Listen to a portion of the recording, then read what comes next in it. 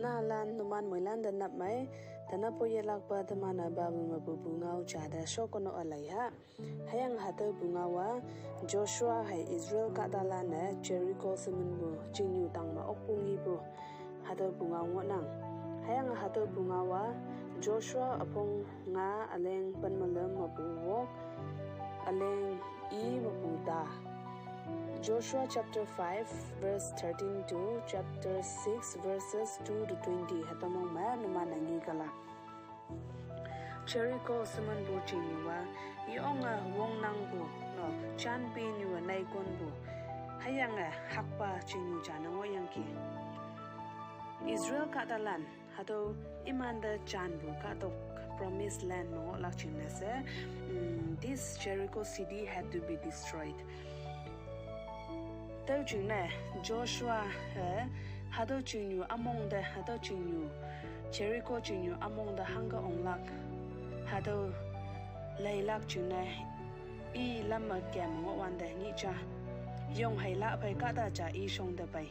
hayanga Joshua mong yong bu pai I de ing wan ne ye kyang ki nanga taman pai bu haya wi ba shi se Joshua hado ka da tong wan de to ka da iya Dawa yungwan ba nya pong wei ba acha sajan haka chan wan de Joshua iya yungwan ba chung song mok ba se singaya hayanga I kadok da khu dai hadaw yungwan ba song mok ba da khmyam ki hadaw yungwan ba song mok ba I de hangi linglak hadaw wi hok Jericho lan phai hok lak chuna hangi linglak hadaw cheng Joshua da ngawatam yang ki kawang Israel kadalande hakangaw yang ki sawi kaw me awang ne nya pong lan no soldiers lan kemlak iman phai de wo ye ngyang palan nya wong wong to trumpet blow na myang yang nya pong lan tok phai de ngyang palan kemlak ana to phai me ngyang palan akhung cha cheng jepu khonu ark of covenant iman phak tang ma pa yang hayang iman phai de wo ye Chat Panmani Israel Mabu Chat Panmani 12 tribes of Israel Iman Katalan Kemlak Hayang to Auhiyo Israel Katalan Auhiyo Ngau Yangai ba for 6 days Israelites were told to march around the city once a day blowing the trumpet Hado ni wong wok mong ba do nya wong wong yang Israel Katalan da hangya ngau yangai ba hado chan pi nyu Jericho da nai kon bu chan pi nyu nai ko ne kemlak chuna sa ka wang Israel Katalan da ga nya watam yang ki hayang ni shibu ba me on the seventh day Joshua Katalan da ingwan lak chuna sa haga ngau iman open ni shibu wa kem ya ba mok se Joshua Katalan da cham se ingwan dau se I haga ngau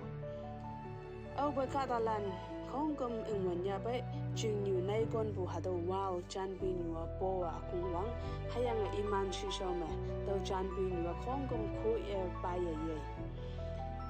to ki Israel Katalan to Jericho da nai kon bu chan bi nyu wa haga iman to khu e pa ye haga ye na tam yang ki Joshua Israel Katalan Yomabu atam ku shiklak china se spy hado Jericho chinyu ku shiklak china shon wande Rahab Simon bu do shoko jae do ku shik palan haga inok malo atam haga yan atam yang ki do chingna hado Rahab hai ya nok salan kong kong bu imana yan tam yang ki hado wi hok ma hayang to dokta alawa kong kom chinyu wa haga wan ma chaka haka Israel Katalan haka okpungi yangki hado jingyu mangobu honai khum shakphanyan hayanga yan wanana khum chung machun lak chingna ngyang balan da phayangki hayanga alo tui hina na sai jim ka wang da imana chaka to bu phayangki na lan tini bu bungau maya phanyanga tawa ihu buwa Joshua hai Israel Katalan ki Tamanu kawang ngau chai lakyang kawang iman da hang healing lak chuna nyawadam iman na yetong ba lingyang ki tau chuna Israel Katalan na iman da chanyang bu ka tok promised land ado ka tok te ngoi bu ngoi ok bu de man ni na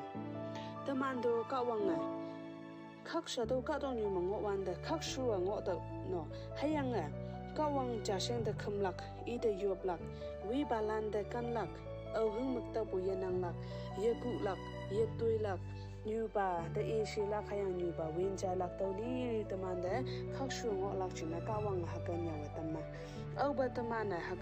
ka wang a nyau bu ki a khak shu wa ngo lak kai ta man jing mik tak pi no ta man jing ambition ta man hangi ba yahu ha do ka wang a ta man da mo he man tam lak ngo na sa ta ni no man da halam I he tam na ta ni bu ta man mo ngau alenga Hebrew apong pan malem aleng wo Hebrew chapter 13 verse 6 ta wa ke inang to khai wong nang ta man ne inang yungwan ba ata chambu ba ngo nang to yenyam lak ka da e ata hanghi lingpu oklak halan dungu ya moilan da ka wanga moi man pha